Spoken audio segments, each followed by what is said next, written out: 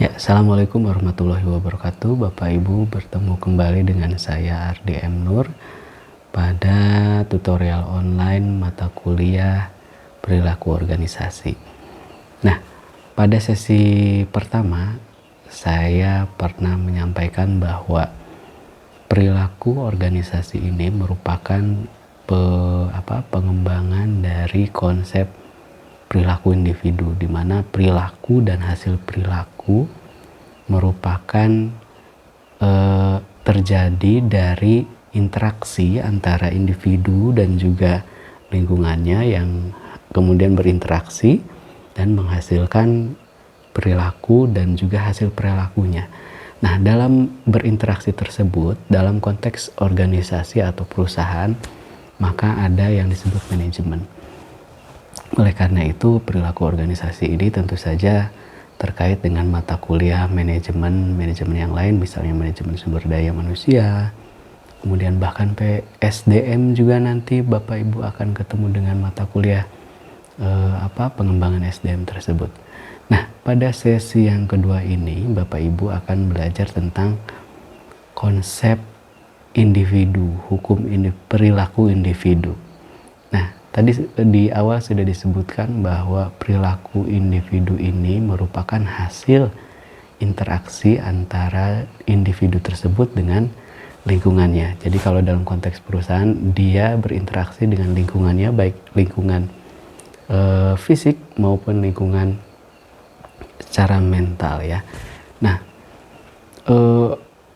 perilaku ini tentu saja diharapkan bisa mendongkrak daripada value perusahaan atau organisasi tersebut, sehingga apa-apa yang dilakukan oleh anggota organisasi tersebut bisa menuju ke sana tujuan atau visi misi dari organisasi tersebut. Nah, Bapak Ibu, mengubah perilaku ini bukanlah hal yang mudah, karena kesatu, masing-masing orang mempunyai ciri pribadinya masing-masing. Nah, di sesi 2 ini Bapak Ibu bisa membaca tentang kepribadian itu yang bagaimana, dan juga kemampuan orang itu bagaimana, dan juga misalnya emosionalnya bagaimana, sehingga Bapak Ibu bisa paham kenapa orang itu berperilaku. Jadi teori kepribadian itu banyak. Misalnya ada yang teori kepribadian tentang sanguin, flegmatis, kemudian ada yang melankolis, ada yang koleris, yang 4 itu. Kemudian ada yang sampai dibuatkan matrik dan lain sebagainya. Hal-hal tersebut bisa digunakan dalam manajemen atau SDM dengan mempelajari hal-hal tersebut, sehingga dalam penempatan pekerjaan atau job desk pun akan sesuai dengan kepribadian pekerja itu sendiri. Tentu saja secara ideal para pegawai atau pekerja tersebut diharapkan bisa ditempatkan di mana saja ya. Tapi dengan adanya nada dasar dari setiap individu itu, tentu saja ini akan berpengaruh apabila pekerja tersebut belum bisa melakukan adaptasi yang luar biasa terhadap perubahan-perubahan. Nanti akhirnya ini juga manajemen perubahan, manajemen operasional dan lain sebagainya. Sebagai contoh begini, ada orang yang berkepribadian melankolis, yang suka dengan berkutat dengan angka-angka, tidak suka bertemu dengan orang lain.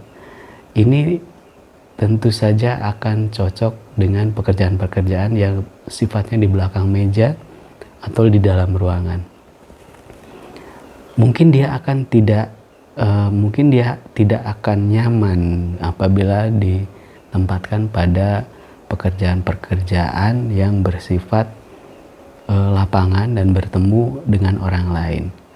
Nah, jadi ini akan menarik Bapak Ibu, sehingga nanti apalagi Bapak Ibu sebagai manajer tentu bisa memperhatikan hal ini, akhirnya bisa meraih hatinya, menyentuh hatinya, dan kemudian bisa mengajak pegawai tersebut untuk perform secara maksimal. Ini yang susah tuh, ini mengajak perform secara maksimal. Walaupun tentu saja dalam konteks berorganisasi ada namanya ikatan tentang kompensasi ya, atau upah atau gaji ataupun take home pay ataupun apapun itu namanya. Akan tetapi dalam kenyataannya ini akan sangat sulit sekali, karena manusia bukanlah mesin yang hanya bisa disuruh tinggal pencet nyala dia jalan. Tidak, manusia tidak seperti itu, tapi dia harus punya motivasi, dia harus punya kesamaan persepsi, moodnya harus bagus. Apalagi Gen Z mungkin sekarang yang sedikit berbeda dengan generasi-generasi sebelumnya, dengan generasi Y dan milenial. Itu tentu merupakan tantangan-tantangan dalam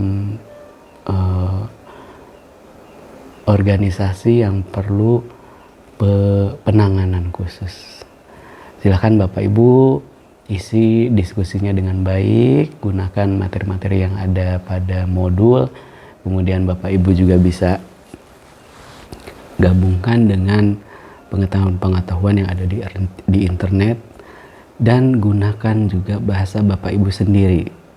Jadi tidak plak ketimplak cuma copy paste dari rekannya atau kemudian copy paste dari modulnya saja.